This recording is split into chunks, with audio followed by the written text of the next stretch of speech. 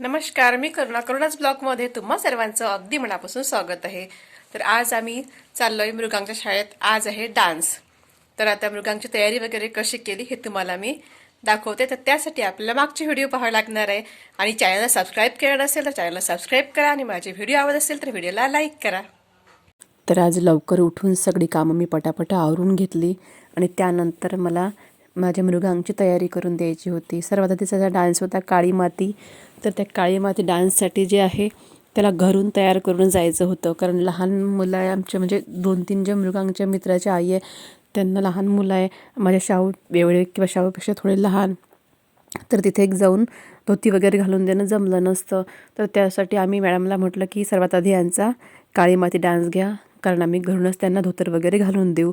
तर घरूनच धोतर वगैरे घालून दिलं त्याला. आणि माझ्या शाहूलाही ताप होता, त्यामुळे शाहू बघा मला सोडत नव्हता. शाहू खूप जास्त चिडचिड करत होता आणि त्यात लवकर जायचं होतं मृगांगला. आज 11 वाजताचा मृगांगचा ॲटो जो आहे तो घ्यायला येणार होता.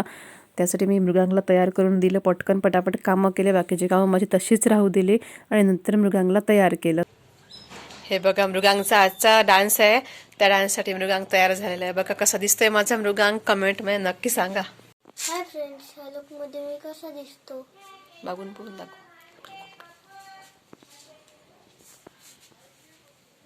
का मृगांगला असं तयार करून दिलं आहे. आता त्याच्या शाळेचा डान्स आहे. कोणतं गाणं आहे मृगा?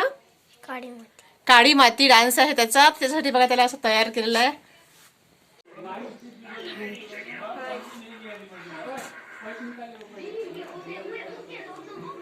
तर हे आहे मृगांग आणि मृगांगचा मित्र, आणखी एक मित्र यायचा आहे आणि ॲटो यायचा आहे. त्यानंतर हे जाणार आहे शाळेत.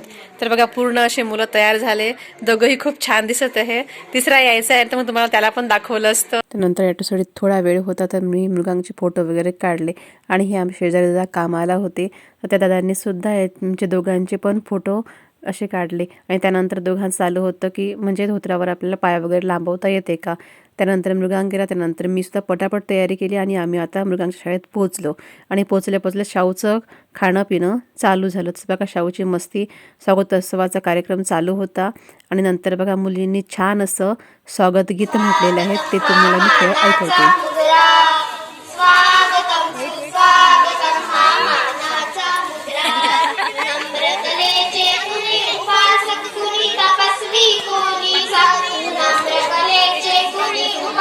बघा 5वीच्या मुलींनी स्वागत गीत छान सादर केलं.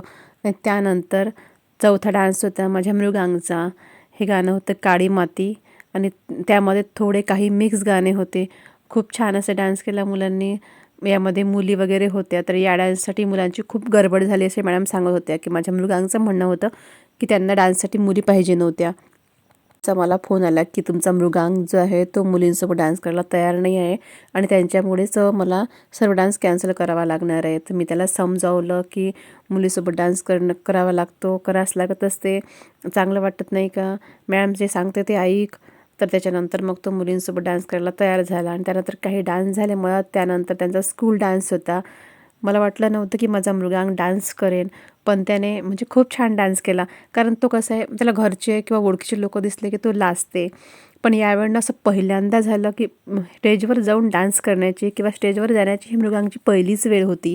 कारण ज्या शाळेत तो आधी होता तिथे स्टेज प्रोग्राम नव्हतेच, खेळ वगैरे राहायचे आणि डान्स वगैरे नव्हता, गॅदरिंग राहत नव्हतं. तर आता ही मृगांगची पहिल्या वर्गात आहे आणि पहिलीच वेळ आहे त्याची डान्स करण्याची किंवा स्टेजवर जाण्याची. तर माझा मृगांग बिलकुल घाबरला नाही किंवा म्हणजे मला पाहून त्याच्या बाबाला पाहून म्हणजे लाजला वगैरे नाही.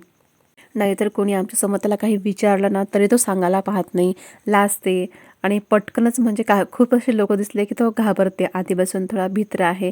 पण म्हणजे मला जेवढं वाटत होतं ना त्याच्यापेक्षाही माझ्या मृगांगने खूप छान डान्स केला आणि मला माझ्या मुलाचा खरंच डान्स आवडला. बाकी सर्व मुलांनी सुद्धा खूप छान डान्स केला. या डान्समध्ये बघा तो समोर होता आणि बाकी मुलं तर छान डान्स करतातच, पण मला फक्त भीती होती माझ्या मृगांगची, कारण तो खूप भित्रा आहे आणि खूप लाजाळू आहे. पण त्याचे 3 डान्स होते तिन्ही डान्समध्ये त्यांनी चांगलं म्हणजे डान्स केला. आणि एका डान्समध्ये तर तो मुलगी बनून म्हणजे समोर आला होता ओढणी वगैरे घेऊन. तर ते मी शूटच नाही केलं कारण की माझा शाहू रडत होता. हा तो डान्स आहे. म्हणजे पूर्ण फनी डान्स होता हा आणि यामध्ये पूर्ण असे मिक्स गाणे होते. तर त्याला एका कडव्यामध्ये त्याला ओढणी घेऊन यायचं होतं. ही सुरेखा डिगेला पटलेली आहे. तर ते गाणं त्याने म्हणजे सुरेखाचा रोल केला होता. तर खूप छान त्यानं मुलीचा रोल केला. म्हणजे मला असं वाटलं नव्हतं की माझा मृगांक इतकं छान करेल, पण त्याने मला समाधान वाटलं असं डान्स केला.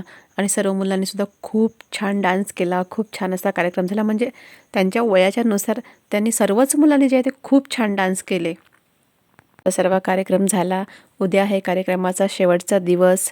म्हणजे तिथे पुण्याचा कार्यक्रमसुद्धा आहे. तर मुलांचं आधी बक्षीस वितरण आहे. तर कार्यक्रम जसा जमेल तसा मी तुमच्यासोबत शेअर करण्याचा प्रयत्न करेल. तर भेटूया नवीन व्हिडिओमध्ये. तोपर्यंत बाय.